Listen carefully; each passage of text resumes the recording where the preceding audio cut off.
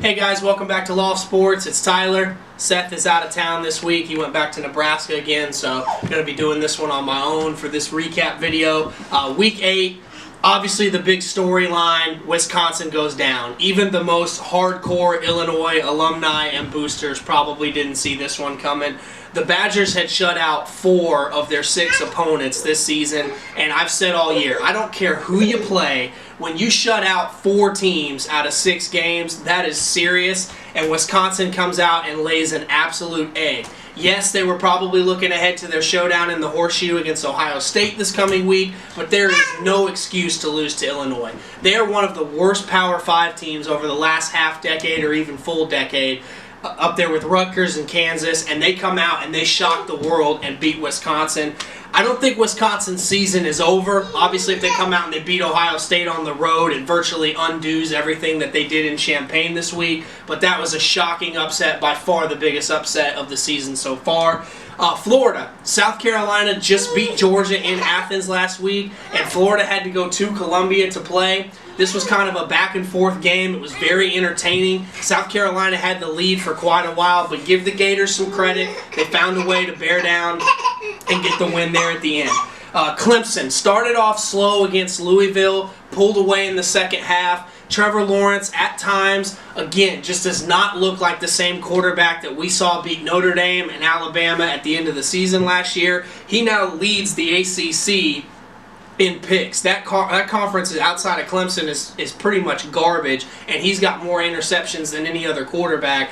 That's shocking to me. He is not playing at a high enough level. At some point, Clemson is going to run into a team that is going to catch them on a bad enough day, and if he plays like that, they're going to lose. And quite frankly, with all the other scenarios that are going on right now, I don't think Clemson can afford to lose to any of these very average at best ACC teams. They just can't afford it.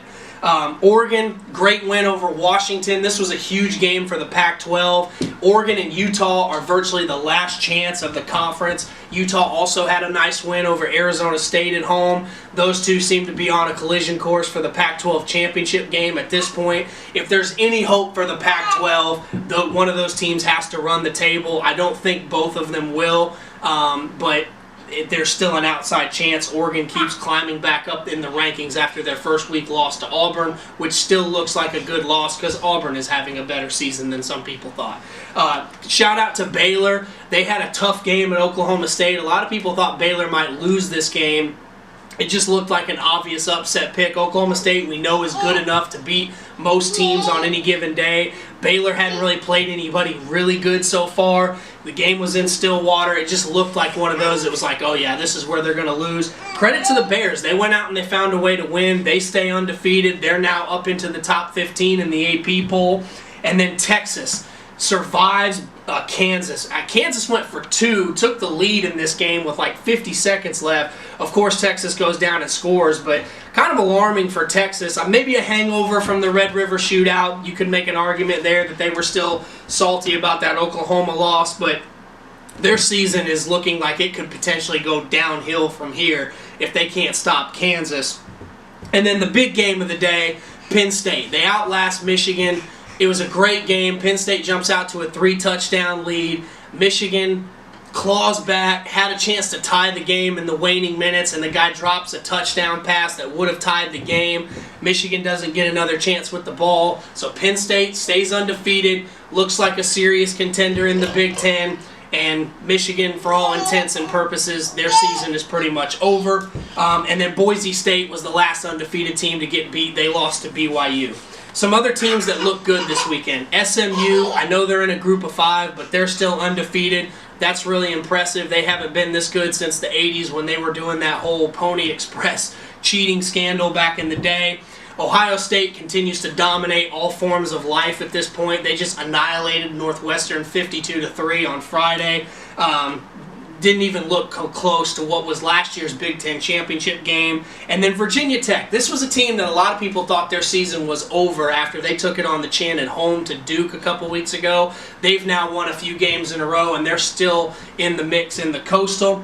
Some teams that look bad. Miami. How do you lose to Georgia Tech? Georgia Tech is a terrible team. They're in a transition, getting out from the triple option offense. Miami just beat Virginia. You thought maybe they turned a corner and were going to make something out of their season. Then they come home and they lose to Georgia Tech, who's probably the worst team in the ACC. Stunning how bad Miami's season has unraveled. Georgia, man, I really am upset at Georgia. Notre Dame played them tough. I thought that Notre Dame had a great loss in that category, and it turns out to be Georgia just doesn't look very good. Jake Fromm had 8 completions for 35 yards. I know the weather was bad, but my God, Georgia looks like a middle school team right now, and if in 2 weeks, if they continue to play like this, Florida's going to kick their ass. It's just that simple, and that pretty much ruins any chance Notre Dame has of making the playoff. Not that there really is any much. And then Alabama, this was a game that was really close in the fourth quarter. Tennessee was driving, and they fumbled a quarterback sneak into the end zone that Alabama ran back for a touchdown. Flipped that game around, but if Tennessee scores there, it's a one-score game with like 7 minutes left. So Alabama didn't look as dominant as they're capable of. I think they might have been sleepwalking a little bit there. And then lastly, my player of the week is Brock Purdy at Iowa State. He had almost 400 yards passing and 3 touchdowns. This was kind of a tricky game for Iowa State. Texas Tech had played with some confidence over the last couple weeks, but Iowa State avoids an upset and keeps their hopes alive for reaching the Big 12 championship game.